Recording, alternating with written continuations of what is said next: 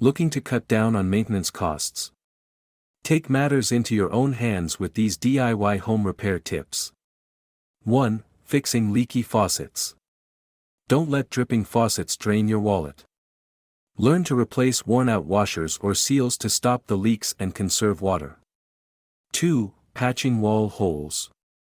No need to hire a pro for small wall holes.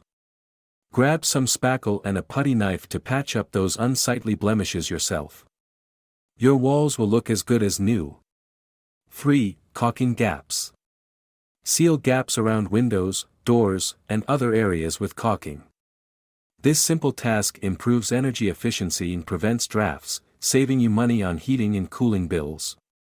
4. Maintaining HVAC filters. Regularly clean or replace HVAC filters to improve air quality and maximize system efficiency. This simple step can lower energy costs and prolong the lifespan of your HVAC equipment. Get your toolbox ready and enjoy the satisfaction of a job well done.